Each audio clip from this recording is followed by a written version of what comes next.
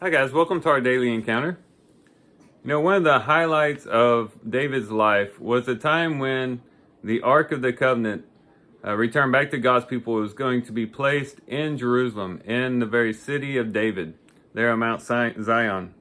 And it was a day of great celebration and rejoicing. It says in verse 14 of 2 Samuel chapter 6, "And David was dancing before the Lord with all his might, and David was wearing a linen ephod. So David and all the house of Israel were bringing up the ark of the Lord with shouting and the sound of the trumpet." Just exultation and joy and celebration. They're bringing in the ark, and the ark symbolized the presence of God among his people.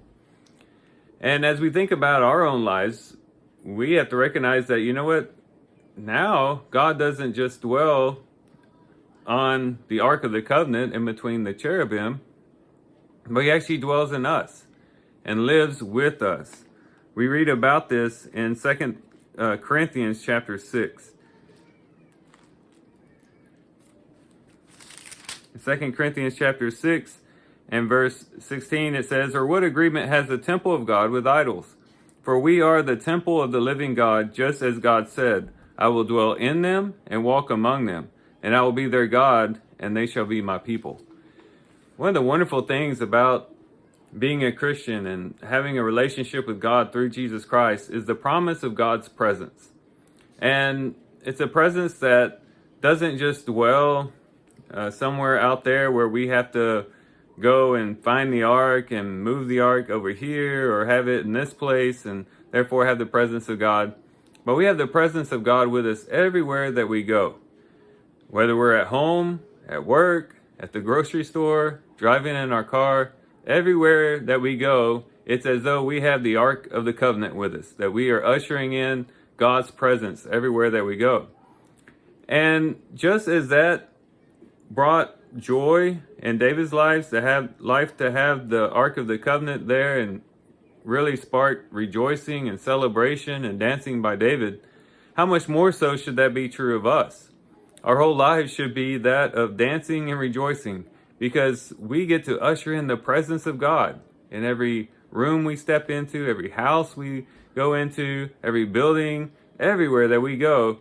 We are carrying the very presence of God with us. And that's something worth celebrating.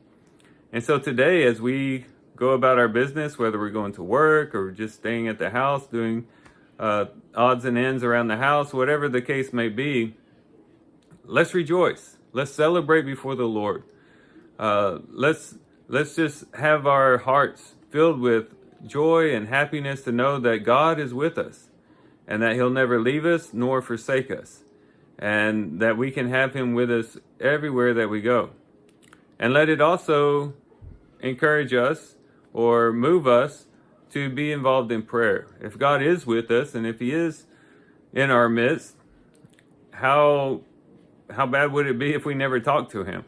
If he's in our midst and if we're in the direct presence of God, it ought to be that we're talking to him, sharing our life with him, praying to him, and bringing our cares and concerns to him, but also bringing our praise and worship to him, and just carrying on a conversation with him throughout the whole day.